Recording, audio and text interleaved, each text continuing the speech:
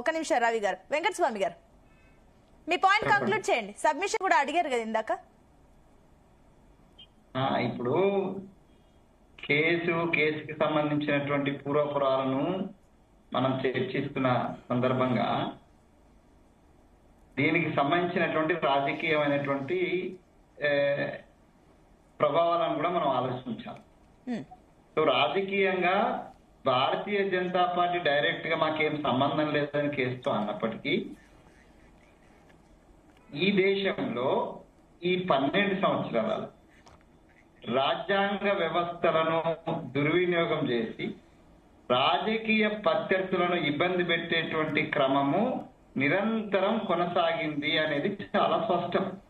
ఎవరు బీజేపీ ప్రతినిధి ఒప్పుకోరు, లేకపోతే కాంగ్రెస్ మీద తరఫున వస్తే నేను ఒప్పుకోను, అది వేరు విషయం.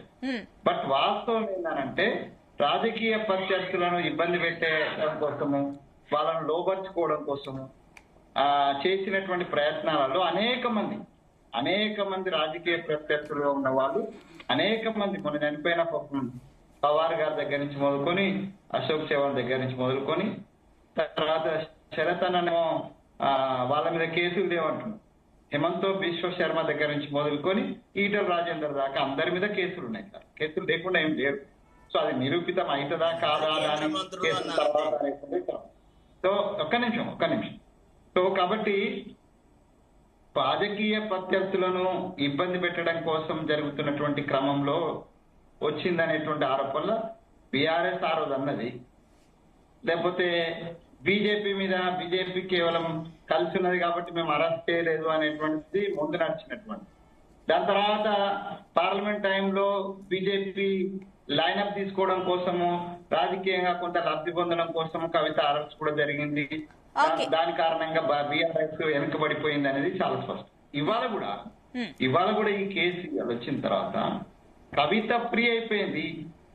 ఫ్రీ అయిపోవడానికి దీంట్లో కంప్లీట్ గా అసలు కోర్టుల యొక్క దాన్ని ప్రశ్నించొద్దు అనేటువంటి ధోరణిలో చాలా మంది మాట్లాడుతున్నారు. కానీ కోర్టులను కూడా ప్రభావితం చేస్తున్నటువంటి సందర్భాలు అనేకం ఉన్నాయి. భారతీయ జనతా పార్టీ ఈ 10 ఏళ్లలో అనేక సందర్భాలలో జడ్జిలను ప్రభావితం చేసింది అనేది చాలా స్పష్టం. దాంట్లో రాజ్యాంగ వ్యవస్థలన్నింటినీ కూడా దుర్వినియోగం చేసింది అనేది చాలా స్పష్టం. కాబట్టి ఇవాళ కవితకు వచ్చినటువంటి తాత్కాలికమైనటువంటి ఒక రిలీఫ్ ఏదైతుందో దీని తర్వాత ఏం జరుగుతుంది, సిబిఐ పోదా all to the CBI. So ఇప్పుడు వచ్చినటువంటి తాత్కాలికమైన దాంట్లో ఆమె వ్యక్తిగతంగా నేను మరొక్కసారి చెప్తున్నా, శరత్ గారు కూడా చెప్పినారు, ఏ త్యాగాలు చేసిండ్రు కాబట్టి కేసీఆర్ ఇద్దరికి కూడా అద్భుతమైన అందరం దొరికింది. అంతకన్నా త్యాగం చేసినటువంటి అదే పార్టీ వాళ్ళు ఉన్నారు. ఆ పార్టీ బయట ఉన్నటువంటి మాలాంటి వాళ్ళు కూడా ఉన్నారు, శరత్ లాంటి గారు ఉన్నారు. అనేక ప్రజా సంఘాలు కొట్లాడతాయి కదా. అక్క చెప్తున్నది కేసీఆర్ గారు ఒక్కరే ప్రారంభం చేసింది, కేసీఆర్ గారు ఒకరే ఫైట్ చేసినారు, తెచ్చినారు, కేసీఆర్ గారి నాయకత్వంలో మీరైనా ఆబాల గోపాలం కొట్లాడింది కదా. ఒక్క నిమిషం వినట్ట, నువ్వు మాట్లాడలే ఓపికండాలి వినడానికి. వెంకటస్వామి గారు కంక్లూడ్ చేయండి, టైం తక్కువ ఉంది. ఓపిక ఉండాలి దయచేసి. చెప్పండి. ఆబాల గోపాలం కొట్లాడింది ఈ రాష్ట్రం కోసం. ఆచార్య జయశంకర్ తన జీవితాన్ని మొత్తాన్ని దారపోసినాడు. కోదండరామ్ ఇంటికి పోయి తలుపులు బలగొట్టినారు. ఏం అరాచకం చేయలేదని అటు కేంద్ర ప్రభుత్వంలో ఉన్నటువంటి భారతీయ జనతా పార్టీ, ఇట్లా రాష్ట్ర ప్రభుత్వంలో ఉన్నటువంటి 9.5 సంవత్సరాలు ఉన్నటువంటి ఈ భారతీయ రాష్ట్ర సమితి రెండు కూడా రాజ్యాంగ వ్యవస్థలను దుర్వినియోగం చేసినాయని చాలా దుర్వినియోగంలో కవిత గారు కవిత గారు బీజేపీ టార్గెట్ అయిందా, లేకపోతే కేసీఆర్ గారి కారణంగా కేసీఆర్ గారి కారణంగా అనేక ప్రాబ్లం లేదు. కానీ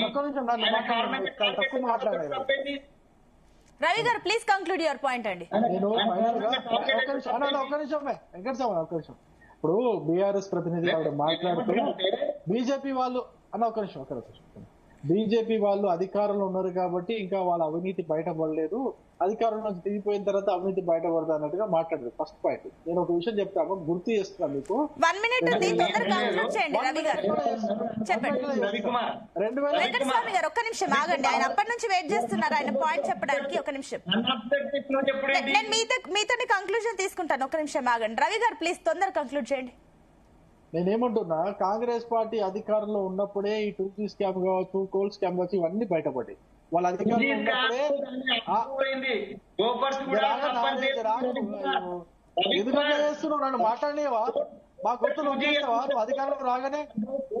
డిజాల్వ్డ్ 2 కూడా కొట్టేయబడ్డాయి రవికుమార్. అది కూడా కొద్దిగా మీరు చాలా చదువుకున్న వాళ్ళు, సరే, చాలా నాలెడ్జ్ మాట్లాడుతుంటారు, డాటా పెట్టి మాట్లాడుతుంటారు. దయచేసి నన్ను వినరా? ఆ డాటా కూడా పెట్టుకొని మాట్లాడితే మంచి తమ్ముడు. ఎందుకంటే ఆవేశపడుతున్నావు, ఆకలి అవుతున్నట్టున్నది నీకు. వెంకటస్వామి గారు ఒక నిమిషం ఆగండి. ఒక నిమిషం రవి గారు, మీ పాయింట్ కంక్లూడ్ చేయండి.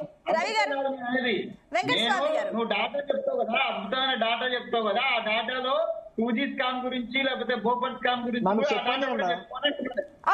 ఓకే రవి గారు, నేను చివర్లో జాయిన్ అయినా, మాట్లాడలేదు, నన్ను మాట్లాడి అంటున్నా, నేను ఏమంటలే. అదే ఇంతకుముందు బీఆర్ఎస్ ఆవిడ చెప్పినట్టుగా అధికారంలో దిగిన తర్వాత బీజేపీ వాళ్ళు కూడా బయటపడతాయని చెప్తే, అధికారంలో ఉన్నప్పుడే అన్ని పార్టీల వాళ్ళే బయటపడ్డాయి, కాంగ్రెస్ వాళ్ళే కూడా అప్పుడే బయటపడ్డాయి. ఆమ్ ఆద్మీ పార్టీ వాళ్ళు అధికారంలో ఉన్నప్పుడే ముఖ్యమంత్రి జైలుకి పోయిండు, మంత్రి జైలుకి పోయిండు. మీరు టీఆర్ఎస్ పార్టీ వాళ్ళు, బీఆర్ఎస్ పార్టీ వాళ్ళు మీరు అధికారంలో ఉన్నప్పుడే కాళేశ్వరం స్కామ్ పైన కావచ్చు, మిగతా స్కామ్ల పైన కావచ్చు, గొర్రెల స్కామ్ పైన కావచ్చు, ఆఖరికి దళిత బంధు స్కామ్ పైన కూడా ఆరోపణలు వచ్చినాయి, కేసులు కూడా అయినాయి. అంటే మీరు ఒకవేళ అధికారంలో లేకపోతే వెంటనే కేసులు పడతాయి అనేది కరెక్ట్ కాదనేది తెలుసుకోమని చెప్తున్నా. ఇంకో విషయం చెప్తున్నా, కాంగ్రెస్ గోద్రా కేసు మోదీ గారి మీద అమెరికా వీసా నిరాకరించలేదా?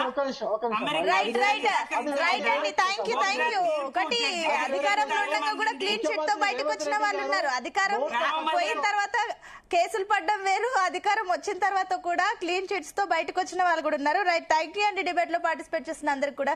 సో చూస్తున్నాం, ఢిల్లీ లిక్కర్ స్కామ్ లో అటు కవితకి క్లీన్ చిట్ వచ్చిన తర్వాత తెలంగాణలో రాజకీయాలు కొత్త మలుపులు తిరిగే ఛాన్సెస్ అయితే స్పష్టంగా కనిపిస్తున్నాయి. కానీ ఈ లిక్కర్ స్కామ్ కి సంబంధించి ఇక్కడతో ఎండ్ కార్డ్ అయితే ఖచ్చితంగా పడలేదు. ఎందుకంటే వెంటనే అటు సిబిఐ కూడా హైకోర్టు తలుపులు అయితే తట్టింది. వెంటనే మళ్ళీ ఈ కేసు మళ్ళీ రీఓపెన్ అయ్యే ఛాన్సెస్ ఉన్నాయి. మళ్ళీ అక్కడ ఎలాంటి తీర్పు వస్తుంది, తర్వాత ఏంటి, ఇది స్టెప్ బై స్టెప్ ప్రాసెస్ అయితే కంటిన్యూ అవుతుంది. కానీ లిక్కర్ స్కామ్ కి అయితే ఇక్కడతో ఎండ్ కార్డ్ పడుతుంది అనేది మాత్రం క్లారిటీగా మనకైతే స్పష్టంగా కనిపించట్లేదు. చూద్దాం ఇప్పుడు నెక్స్ట్ మళ్ళీ ఏం జరుగుతుంది. సిబిఐ ఇప్పుడు మళ్ళీ ఎంట్రీ ఇచ్చింది కాబట్టి ఏం జరుగుతుందో చూడాలి. That's all for now. Keep watching Zee Telugu news.